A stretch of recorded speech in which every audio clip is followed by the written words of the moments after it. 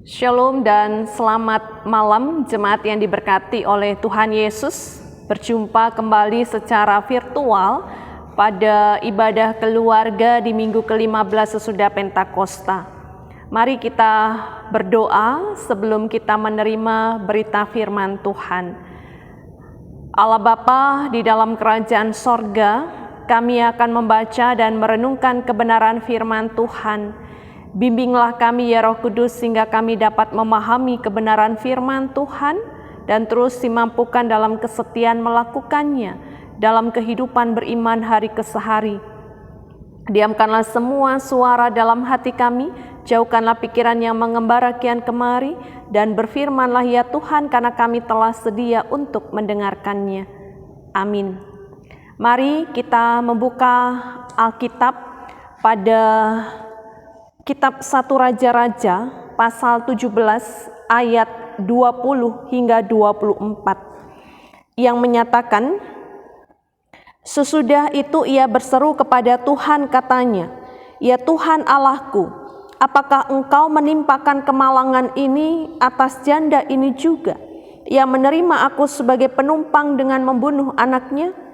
Lalu ia mengunjurkan badannya di atas anak itu 3 kali dan berseru kepada Tuhan katanya, ya Tuhan Allahku, pulangkanlah kiranya nyawa anak ini ke dalam tubuhnya.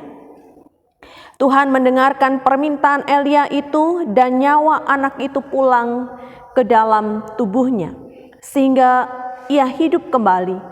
Elia mengambil anak itu, ia membawanya turun dari kamar atas ke dalam rumah dan memberikannya kepada ibunya. Kata Elia, ini anakmu, ia sudah hidup. Kemudian kata perempuan itu kepada Elia, sekarang aku tahu bahwa engkau abdi Allah dan firman Tuhan yang kau ucapkan itu adalah benar.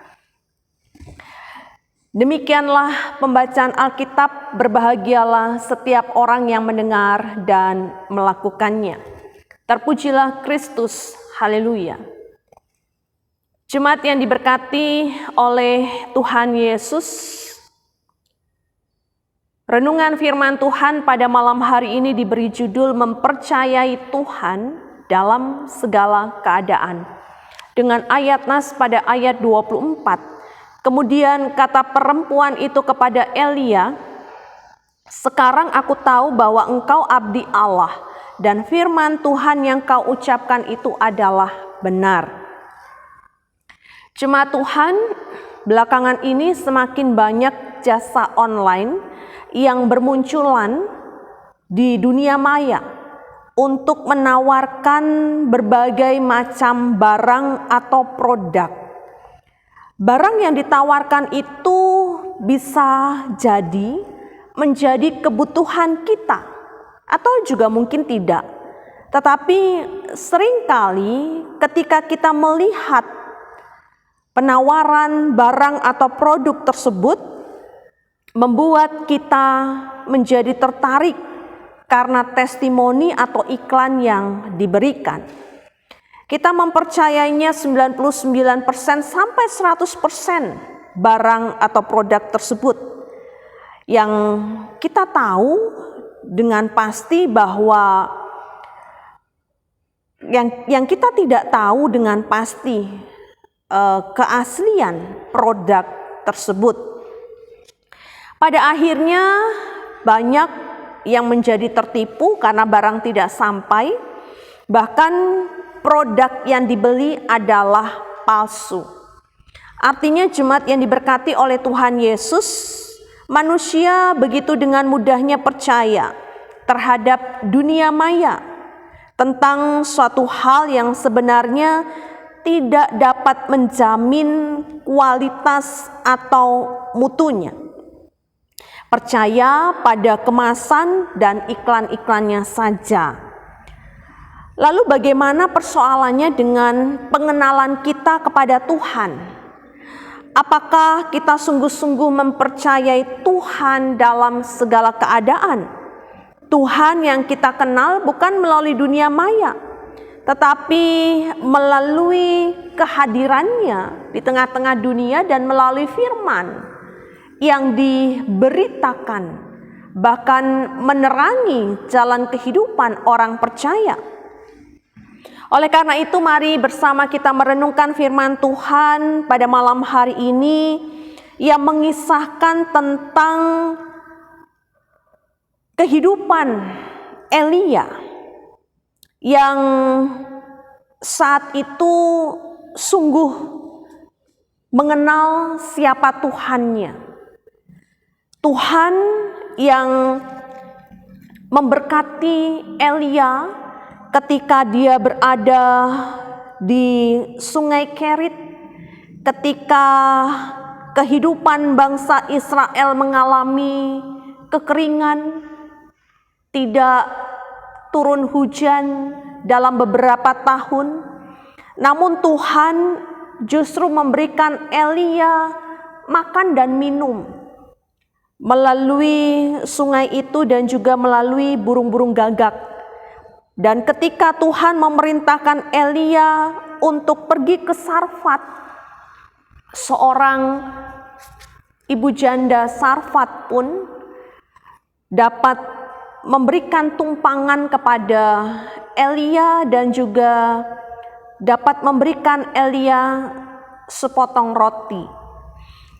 Jemaat yang diberkati oleh Tuhan Yesus, semua karena peran Tuhan yang nyata dalam kehidupan Elia dan juga peran Tuhan yang nyata dalam kehidupan janda di Sarfat, bahwa Tuhan sanggup memulihkan segala keadaan.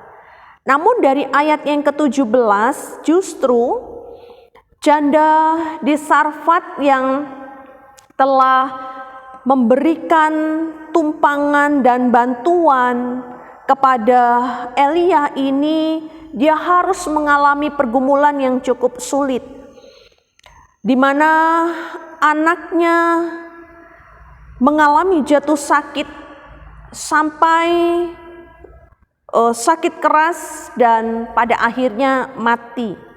Dari situlah perempuan ibu janda Sarfat ini kemudian mengklaim akan kehadiran Elia sebagai abdi Allah di tengah-tengah rumah tangganya yang justru menyebabkan anaknya mati.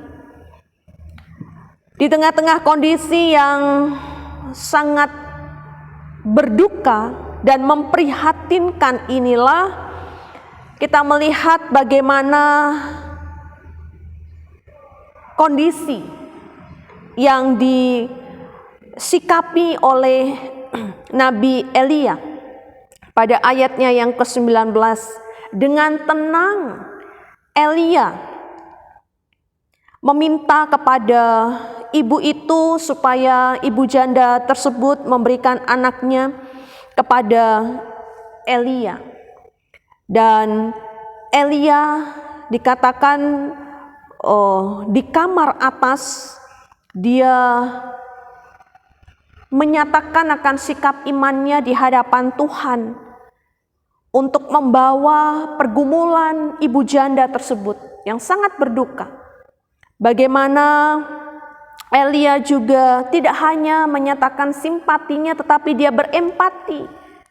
Dia berusaha untuk mengambil anak dari ibu janda tersebut. Bahkan yang menariknya, jemaat yang diberkati oleh Tuhan Yesus, dia berseru kepada Tuhan dengan memohon pertolongan Tuhan. Ya Tuhan Allahku, pulangkanlah kiranya nyawa anak ini ke dalam tubuhnya. 3 kali Elia berseru kepada Tuhan sehingga nyawa anak itu kembali dan anak itu hidup.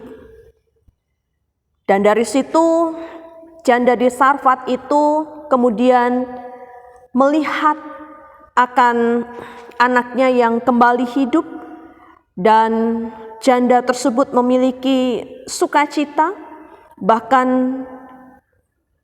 janda Sarfat itu juga mengatakan bahwa sekarang aku tahu bahwa engkau adalah abdi Allah dan firman Tuhan yang kau ucapkan itu adalah benar.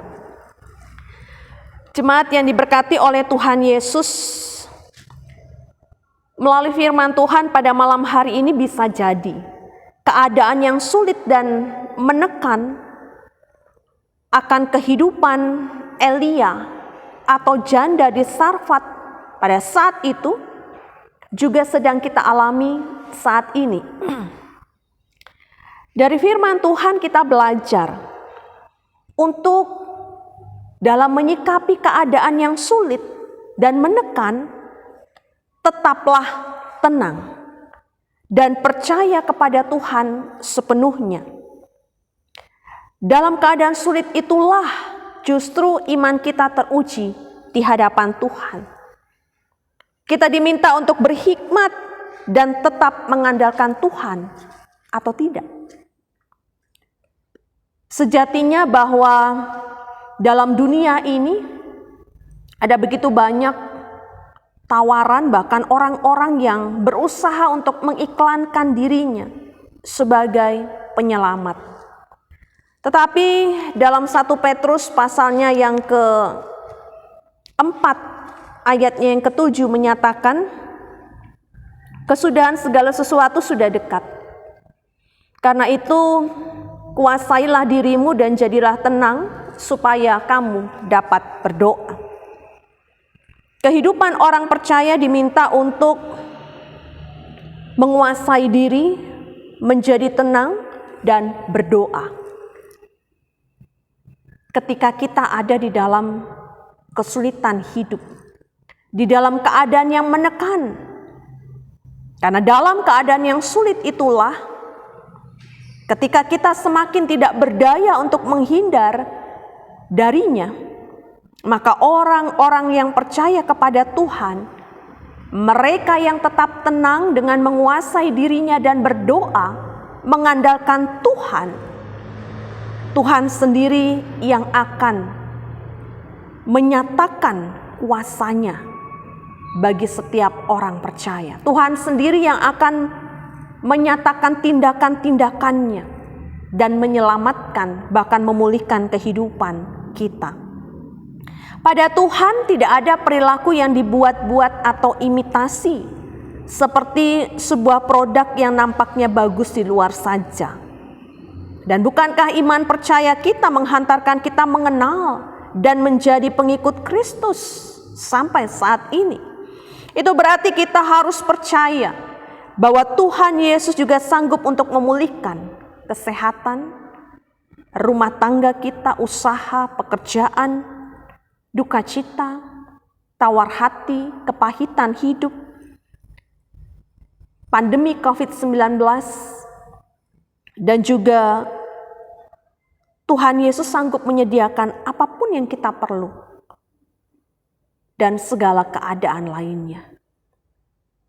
Oleh karena itu, percaya kepada Tuhan Yesus, Firman yang telah menjadi manusia, bahwa Dia adalah benar. Itu adalah tugas dan tanggung jawab kita sebagai orang beriman. Karena Kristus tidak hanya berfirman, tetapi Dia juga telah melakukan firman itu sendiri.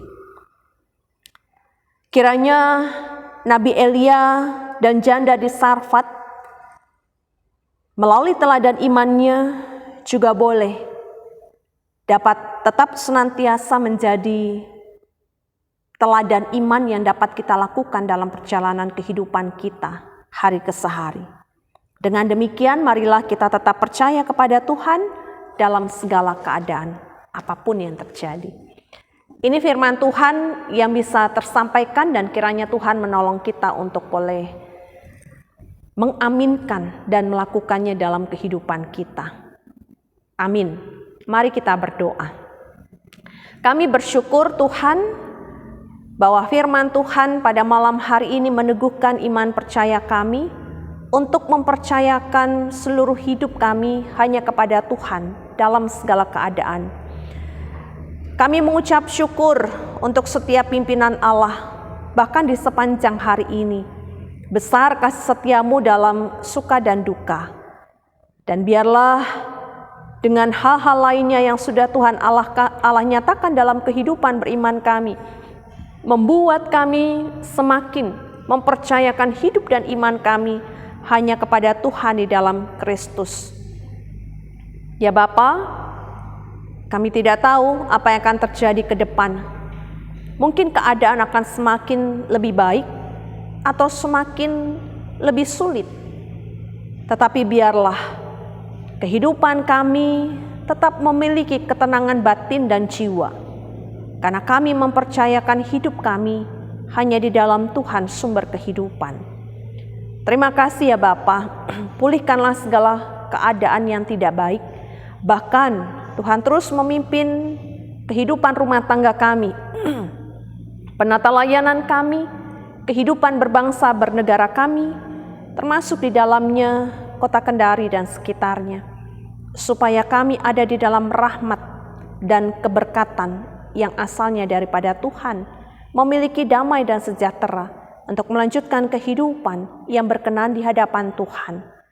Kami juga menyerahkan pergumulan bersama dengan Majelis Sinode di dalam persiapan persidangan Sinode ke-21 yang semakin mendekati harinya, supaya kami menjadi menguasai diri, tetap tenang dan berdoa.